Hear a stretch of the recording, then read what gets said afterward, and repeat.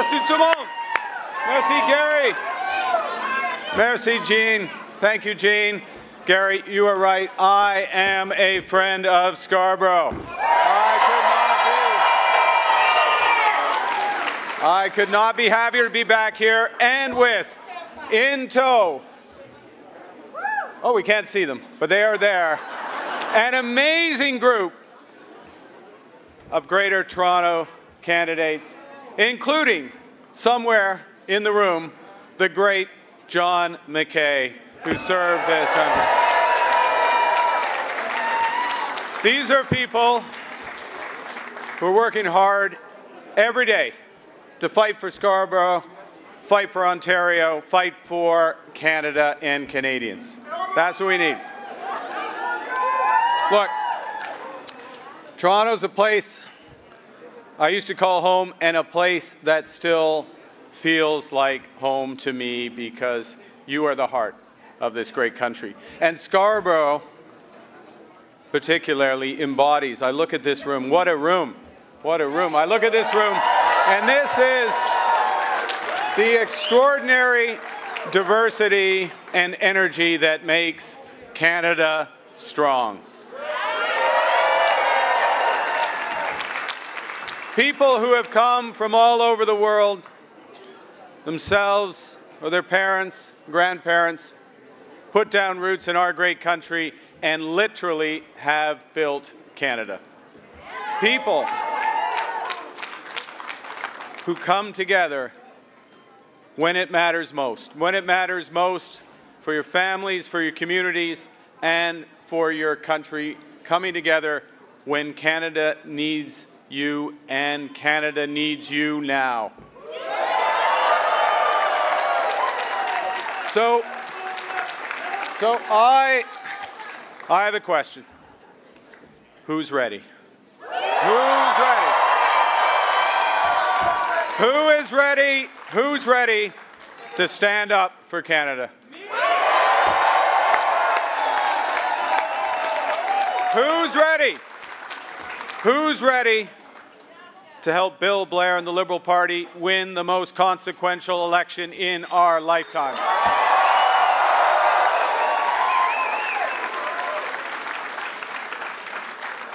And we need to win this election because of what's at stake. What's at stake? This week, the United States imposed massive tariffs on the world, but not Canada this time. But that only meant, yep, keep it going. I'm going to build you up. That only meant that this week we got the best of a series of bad deals for every country in the world. It's a grave moment for the global economy. The U.S. left in place, though, 3 other sets of tariffs that President Trump put in place, including on our auto industry, on our steel industry, and on our aluminum industry, threatening our workers and our businesses. And, well, they made all different excuses for each of these tariffs. All of these American actions are unjustified, they are unwarranted, they are misguided. And they're going to hurt. They're going to hurt the very people the President thinks he's supporting, the American worker. But they're also going to have pretty severe impacts here in Canada. I'm not going to sugarcoat that. This week's U.S. tariffs literally are going to rupture the global economy. They will bring hard times to America, and they will bring challenges for us here in Canada at home. But we're not just going to take it. We're not just going to take it. No, we are responding. We are responding with purpose and with force. We will, elbows up. Everything up. Everything up. We will fight, we will protect, and we will build. And we already started fighting. We are fighting these American tariffs, these unjustified tariffs, with our own counter tariffs, including on U.S. autos, on U.S. steel, on U.S. aluminum, on a bunch of U.S. goods, don't drink U.S. bourbon, a bunch of U.S. goods that will cause maximum pain in the United States with minimum impact in Canada.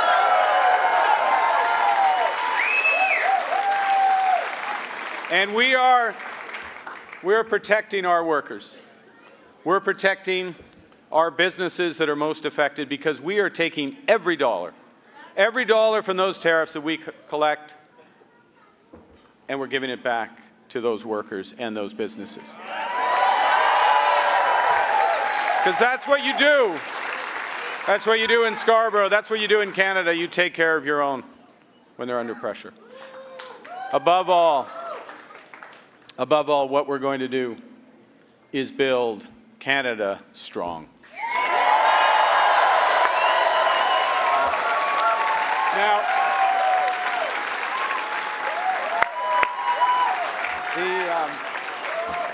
Now, again, I want to be clear with everyone. This will require some big changes, but we're ready. I'm ready. I'm not a career politician. No, I'm not a career politician. I'm not a career politician. That's right. It's obvious. It's obvious, yeah. And when I become a career politician, it's time to get rid of me, that's for sure. But what I am, I'm a pragmatist. I'm a pragmatist. So when I see something that's not working, something that needs to change, I will change it. And that's exactly what I did and what we did in my first week as Prime Minister. We saw that homes are too expensive, particularly for young Canadians. So we cut taxes on them, saving $50,000 per home. We saw that there were taxes, capital gains taxes, that were stifling builders and entrepreneurs, innovators, so we got rid of it. We reversed it. We recognized that the consumer carbon tax had become too divisive, so we eliminated it, and we eliminated it on day one.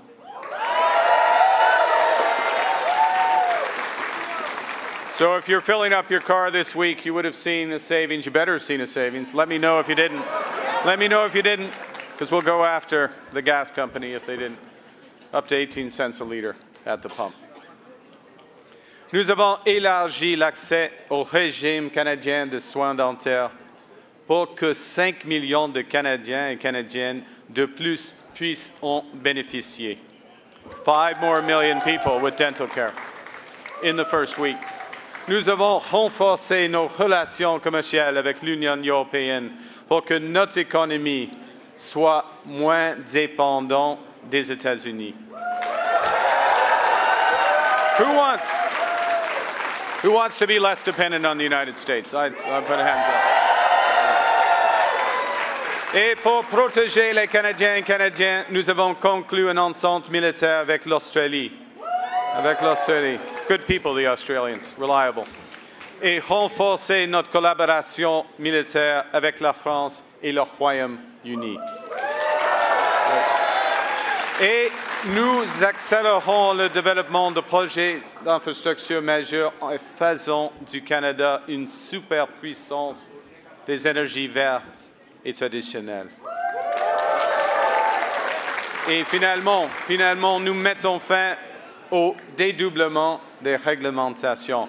We did this because we know that we need to do, in this time, we need to do things that we previously thought impossible at speeds we haven't seen in generations. And that goes to everything from the Scarborough subway extension we got to speed up, to high-speed rail between Toronto and Quebec City. We need a new approach. A new approach, one project, one review.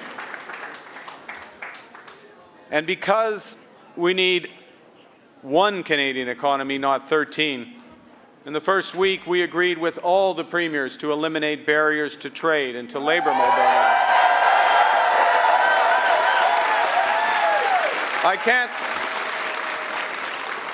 I can't think of the last time that the premiers agreed on anything, except that they hate the federal government. This time we agreed. Our government, my government, and Chrystia Freeland's here, and she led this. She said, committed, that our government will do our part to make that one economy, to get rid of federal barriers by Canada Day, free trade by Canada Day in our government. So, in 9 days as government, before we called the election, we did more than Pierre Poilievre has imagined in all his decades in politics.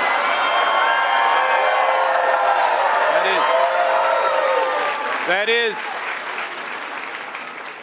is, if I, thank you, that is, if Pierre had an imagination and didn't just mimic Donald Trump. Now, after doing all that, we began our campaign. And on day one, we announced a middle-class tax cut, delivering savings of up to $825 per year per family. Then we committed, under Bill Blair's leadership, to build stronger Canadian armed forces to keep our nation safe, to keep you safe, and to protect our sovereignty, including in the Arctic. Yeah. We went to Windsor and we unveiled a strategy for a more resilient made-in-Canada auto sector, and we took vital steps to protect our workers. We set out a plan in Montreal to invest in new infrastructure for our ports, to diversify trade away from, you guessed it, the United States.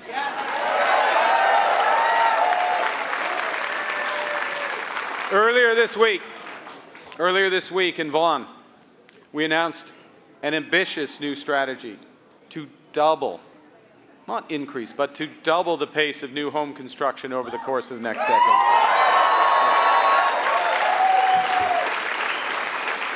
We did all of that in the 3 weeks since I became Prime Minister, 3 weeks to today.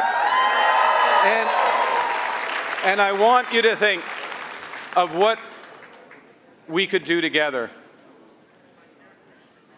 if the Liberal Party gets a strong, positive mandate from Canadians in this election.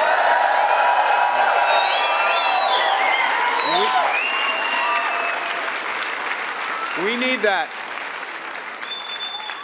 We need that because we are facing the most significant crisis of our lifetimes because of President Trump's unjustified tariffs and his threats to our sovereignty. Yeah. I like this room. It sounds, because I tried to channel some of that when I spoke to him last week. And I said I and we will reject any attempt to weaken Canada. Any attempt. Any attempt.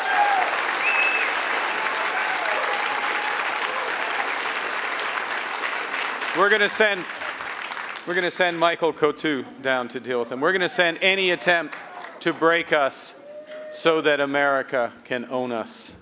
That will never, ever happen.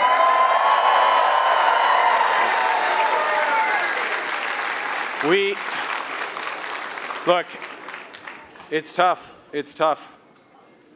It is tough.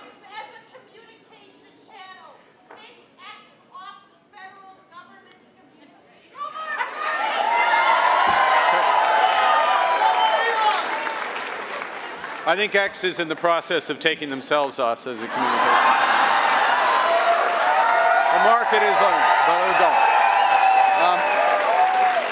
Look, we are over as Canadians. We're over the shock, and it was a shock, the shock of the betrayal of the Americans.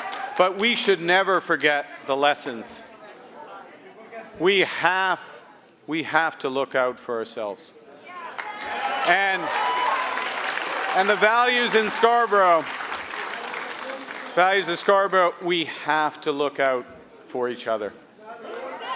We didn't ask for this fight. but Canadians are always ready when someone else drops the gloves. And in this trade war, just like in hockey and in soccer, we will win.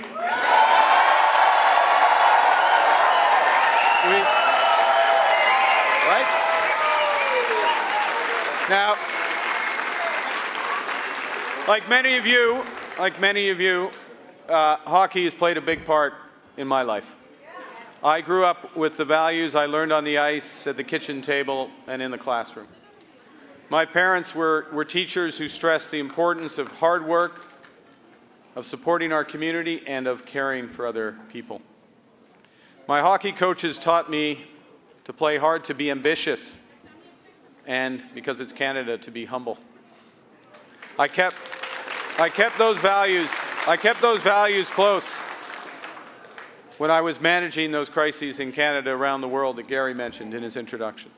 I remembered them when I was helping others to work to build strong economies. And now I'm drawing on them to stand up to Donald Trump and to build the strongest economy in the G7, an economy that works for everyone in a drastically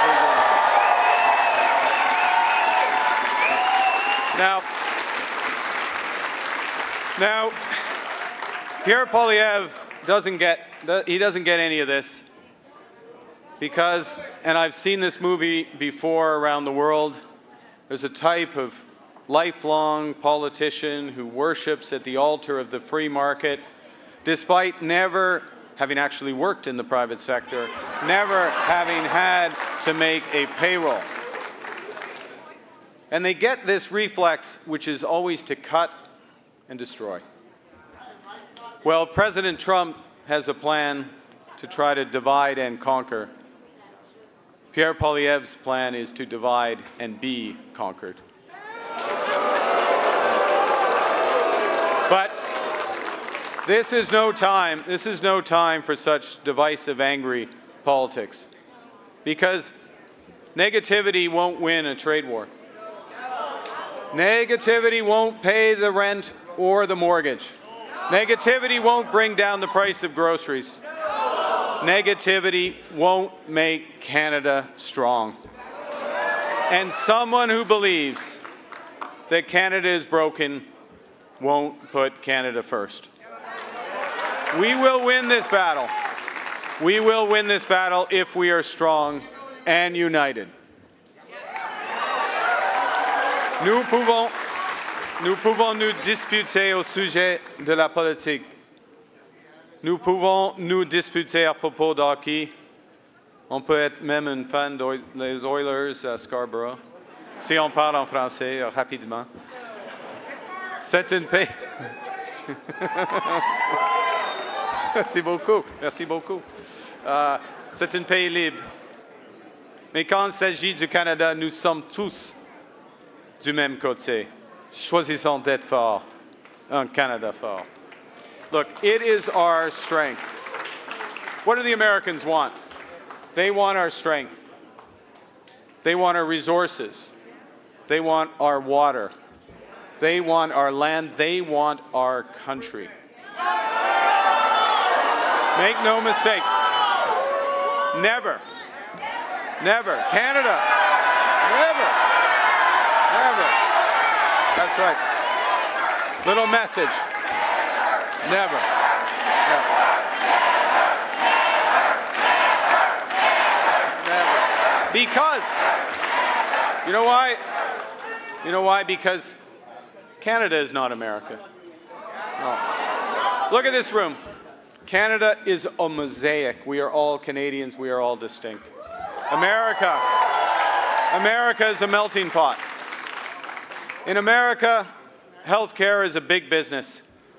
In Canada, it is a right. Aux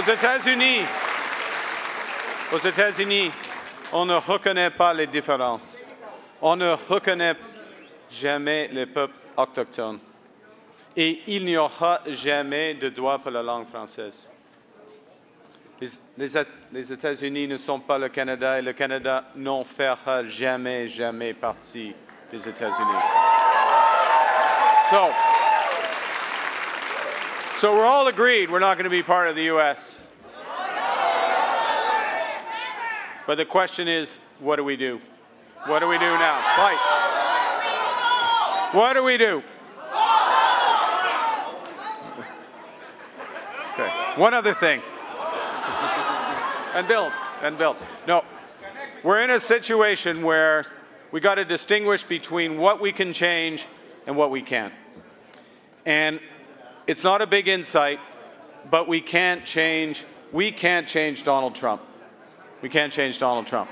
78-year-old, I think he's kind of locked into some of this. Just saying. But, and a person who draws their inspiration, their very words from President Trump, like Pierre Poilievre, he will kneel down before him before he stands up to him. As Premier Smith said, and I quote, Pierre Poilievre is in sync with President Trump. It's like a bad boy band. He's in sync with President Trump. Pierre Poilievre is also choosing to be willfully blind. Willfully blind. This is a choice. Willfully blind to the many and growing threats facing Canada. He refuses, for some reason, to get his security clearance. It is, let me check my notes, 937 days and counting. It took me 3 weeks.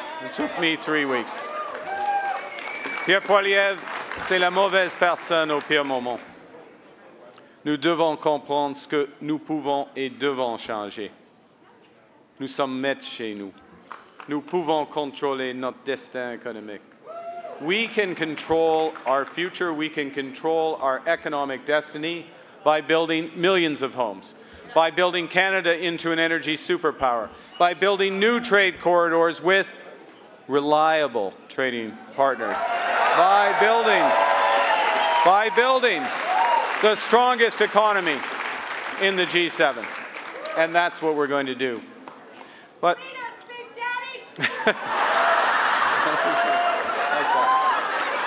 okay. I'm supposed to go back the way I came in, but I think I'm going to go back that way. We are passionate. There was a bit of passion there. We are passionate as Liberals. We are passionate about building a strong economy. Why are we passionate as Liberals about building a strong economy? It's because we care about people. It's because we know. It's because we know that we're all in it. We're all in this together. Et c'est pourquoi notre gouvernement a créé des places en garderie à $10 par jour pour les familles canadiennes. That's why we created $10 a day childcare. Et nous avons créé le régime canadien de soins dentaires qui aide plus de 8 millions de Canadiens à avoir accès aux soins dont ils ont besoin. De rien. We are fighting as Liberals for a strong Canadian economy so we can create the jobs of the future and so we can build a more sustainable world for our children and grandchildren. Look, I want to thank all of you for being here on a Friday evening. You have many other things to do. I want to thank all the people outside who couldn't make it into this room, who came out in support of their members of Parliament and the Liberal Party. And I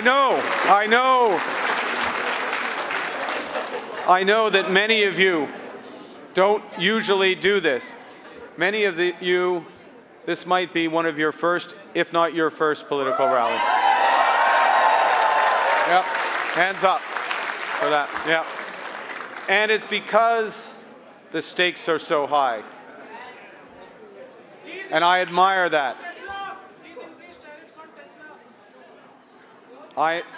admire that, but I also know that when the stakes are so high, it's unsettling. It's difficult.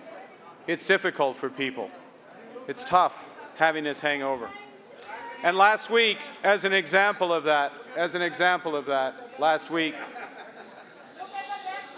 it's unsettling, but it's not that unsettling. Last week, I met a teacher up in Georgetown, not far from here, near Milton, and she handed me some words from an assignment that she had given to her 9- and 10-year-olds to describe their dreams for Canada. And many of the children wrote about a country free of poverty. Others dreamt of clean air and clean water, or a place where everyone enjoyed equal rights, dignity, and respect. These are things these parents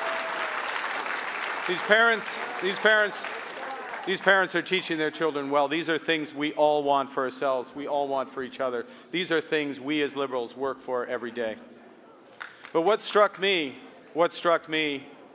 was that many of these kids, 9 and 10 years old, wrote about tariffs and threats to our sovereignty. These are words that I had not met at that age. I did not know those words at that age. The problem is there's some in the U.S. administration that hadn't met those words until very recently, but it's another question.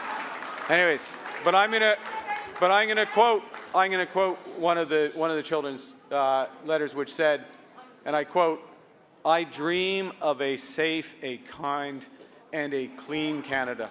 A Canada that is not the United States."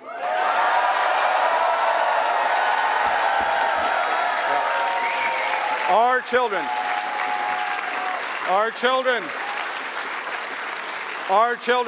should be able to dream about those positive futures, ending poverty, equal and dignity lives. They shouldn't be worried about an economic crisis. So together, we can give them the future that they deserve. We can give them the future they deserve. Because we're not always perfect. We're not always perfect in Canada, but we always strive to be good. And in this country, in Scarborough, in this country, we do not do things because they're easy. We do them because they are right.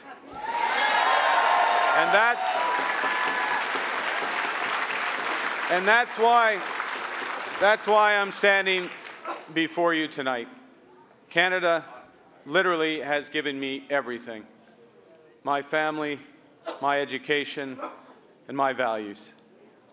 And in return, I'm ready to give everything for Canada.